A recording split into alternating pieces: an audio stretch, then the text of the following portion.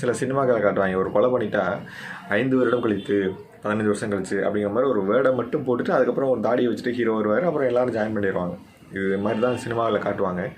இது மாதிரி இது நிறைய பேர் நினச்சிட்டாங்களா எனங்கிறது எனக்கு தெரியல. நிறைய பேர் ரொம்ப அசால்ட்டாக சின்ன சின்ன பசங்களாம் கொலை பண்ணுறதெல்லாம் நினச்சா ரொம்ப கஷ்டமாக இருக்குது.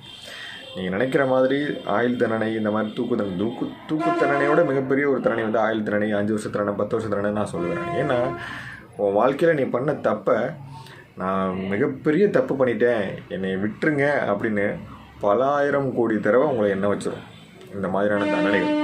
சில சினிமாக்களையும் சில பேர் சொல்கிறத வச்சு கெத்து ஒரு சினிமாவோட நான் பருத்தி வீரன் ஒரு படம் அந்த படத்தில் அந்த கார்த்திக்கும் அந்த இன்னொரு சகநடிகர் சித்தப்புன்னு சொல்ல ஒரு பேசிக்குவாங்க. என்ன பெரிய ஜெயிலாம் கொண்டு காட்ட மாட்டேங்கிற அப்படின்னு அவர் 2 பேர் பேசிக்குவாங்க.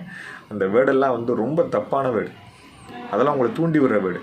ரவுடிசம் பண்ணுறது, நான் அராஜகம் பண்ணுறது, நான் இன்னொருத்தரை அடிக்கிறது, உதைக்கிறது, இதெல்லாம் வந்து வாழ்க்கையே கிடையாது. இது வந்து உன் வாழ்க்கை நிச்சயம் இல்லாத வாழ்க்கை. அடுத்த ஒரு நிமிஷம் நிச்சயம் இல்லாத வாழ்க்கை. நீ ஒரு தப்பு பண்ணிட்டேன்னா அடுத்து என்ன நடக்குதுன்னு சொல்ல முடியாது.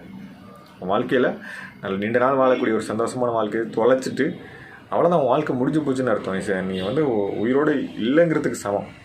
தயவு செஞ்சு சில பேர் ஏற்றி விடுறதை நினச்சலாம் நீங்கள் தவறான விஷயங்களுக்கு இறங்கிறாதீங்க. ஒரு செயல் செய்கிறதுக்கு முன்னாடி பல ஆயிரம் தடவை யோசிங்க. அதுக்கப்புறம் என்ன மிகப்பெரிய ஒரு விளைவுகள் வரப்போகுங்கிறத யோசிங்க.